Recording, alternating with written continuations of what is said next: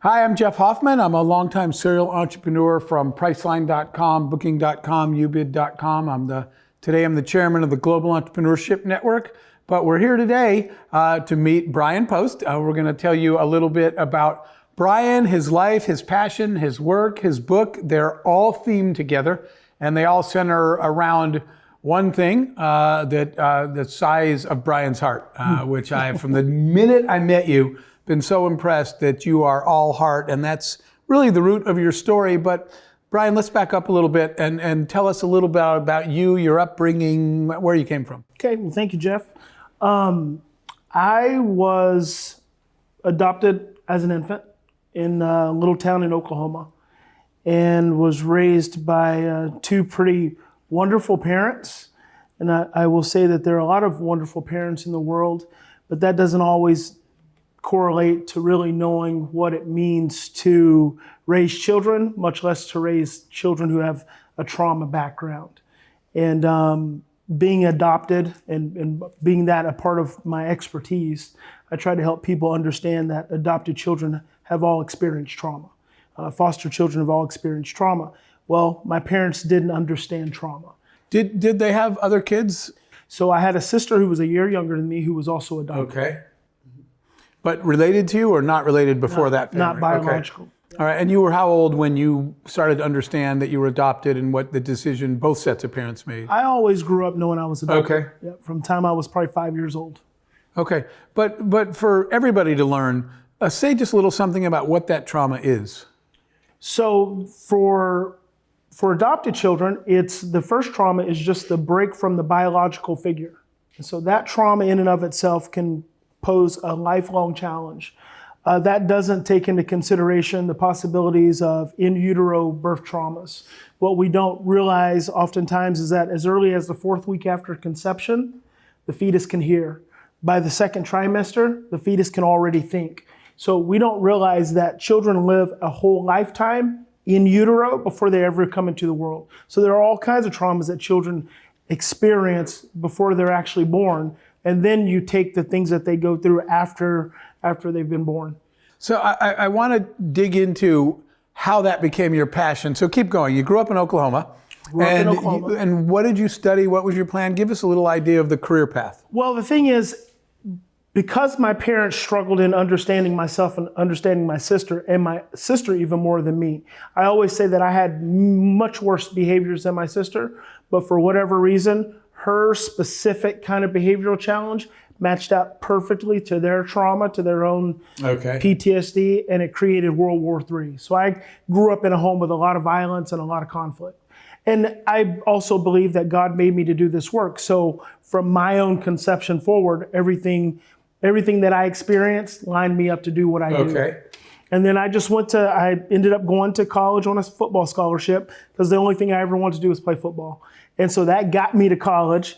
But after 2 years of doing that. Did you go to school in Oklahoma? Where'd you go? 2 small schools. Okay. What'd you play? Linebacker. Okay. I'm just trying to balance linebacker with somebody who's gentle, but we'll figure that out later. Yeah. So keep going from there. Football was the dream, but where did your career go? And I got tired of being hurt, and I think the very first class after I decided to stop playing football was social work.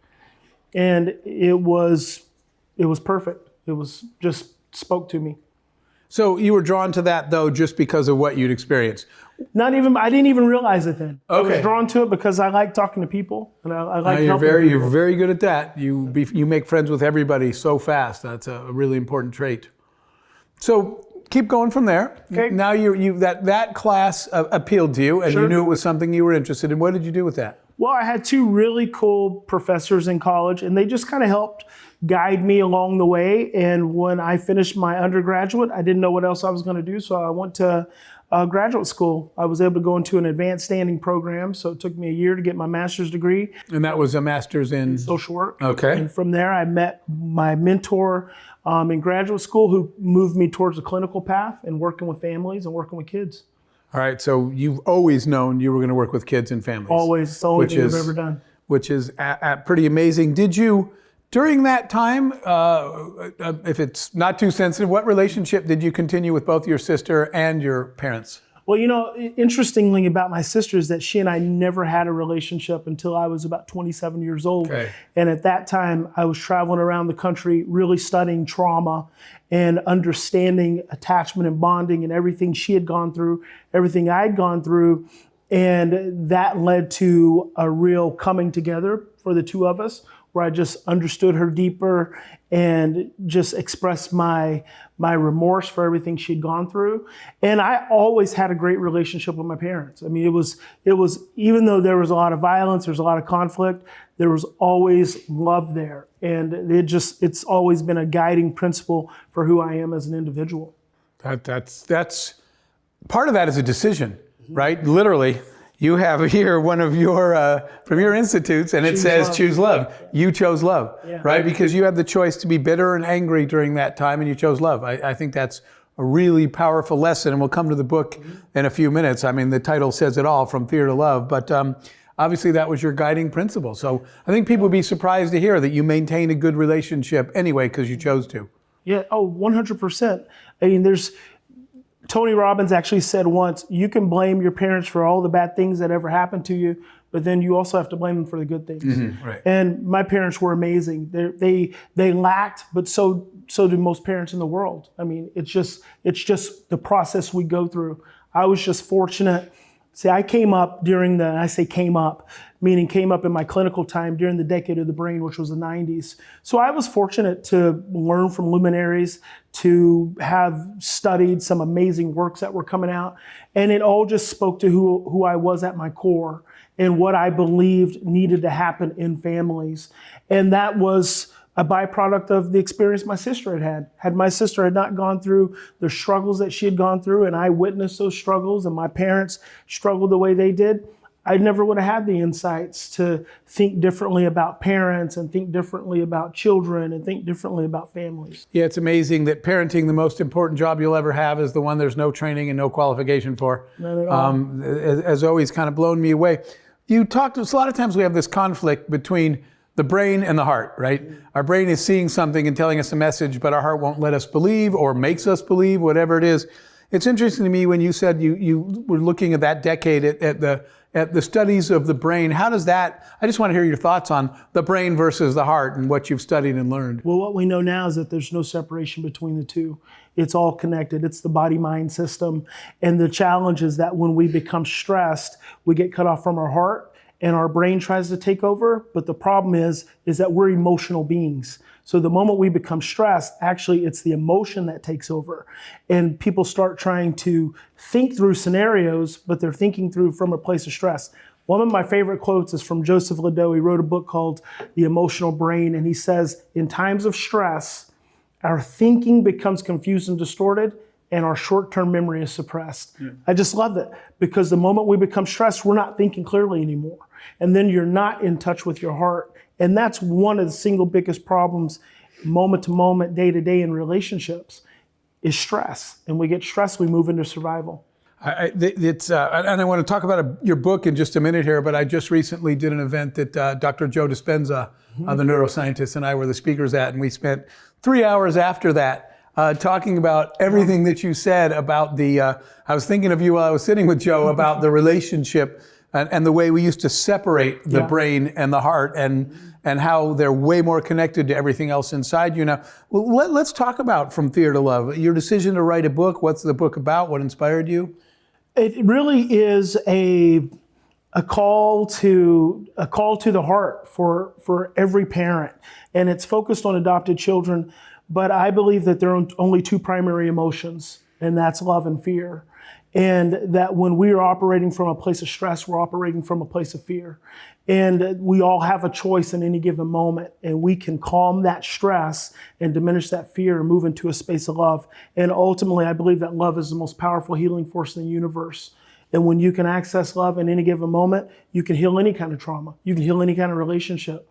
But you just have to have someone who's willing to be able to set in that place of love, even when you're operating from a place of fear, to give you that person that's present and understanding and calm and faithful. And that's what the book's all about. So this book, well, in your words, the book will help me what? It'll revolutionize your life. It'll change every relationship that you have.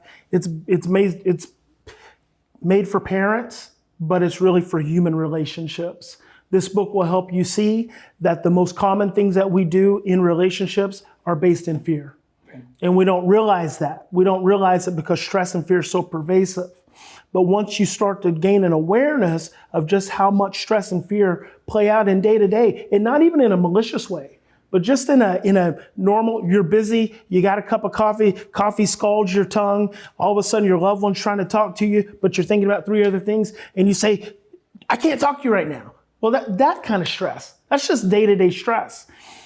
If we can learn to slow down, become more mindful, breathe more, breathing is probably the most important key, then we can calm that cortisol that is driving that craziness in our brains at every level.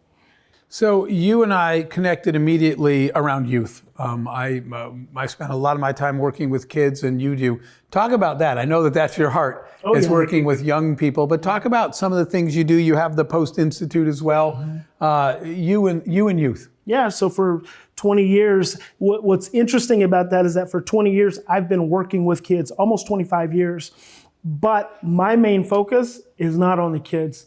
My main focus is on the parents. My main focus is on the adults, because I feel personally that we've gotten it all backwards when it comes to kids. We spend a lot of time focused on kids and their problems and all their challenges, but we don't spend enough time focusing on the adults who are responsible for teaching them and guiding them. And if the adults won't change, it's going to be really hard to change a child. So my whole approach is kind of contrary to popular mental health practices that want to take the child out of the family and work with the child. I believe instead we have to work with the parents. Okay, that's excellent. I totally get your point that when you take the child out of the family, you're not fixing, that's a Band-Aid, you're not treating the symptom, which is the functioning of the family itself. I want to ask you another thing. You layer social media and today's kids on top of that. And we already talked about fear and stress, but now, according to Facebook and Instagram, everybody but you is having the most perfect life ever. It adds a level of stress. Kids are cyberbullied. Kids are seeing a false narrative that they think they have to live up to. How does this day and age change what you do? So it's even more than adding a layer of stress. What it's doing is pulling us further out of relationship. And children we are biologically engineered to be in relationship. Every cell, every dendrite, every synapse, everything about us is organized for relationship. So what we're doing with social media is we are seeking these pseudo relationships. We get these quick rushes of endorphins that make us feel good for the moment and make us feel like we have these connections, which aren't actually real biological connections. They are neurochemical. You do get that connection, but it's not the kind of relationships that sustain us as a species and through society. So it creates another challenge because kids spend 12 hours a day on their phone and they're not spending any time with their parents. So there's the core loss of family relationships. And then professionals want to say, get kids off television, get kids off phones. Well, what are you substituting that with? Right. If mom and dad's on television on the phone too, what are they supposed to do? I think there's a lot of unanswered questions, and it has never been more important. It's a troubled world right now. So your work, first of all, congratulations on what you do. Your work is incredibly important, right? Thank you. Even if you change one family's life, you made a huge difference out there. Let's end with this. Bryan Post's personal brand. When people look at you, especially for your legacy, what do you want them to see and to say about you and who you are and your work? That I was a model and example for love and relationships. That I modeled that love and relationships is the most important thing, and that it's not easy. It's not without struggle. We all are conditioned for fear, but the single greatest challenge for us in the moment is to take a deep breath, slow down, and choose love. Okay, I think that is a great note to end on for everybody listening to us, to take a deep breath, slow down, and choose love. Thank you so much for being here today. Thank you, Jeff.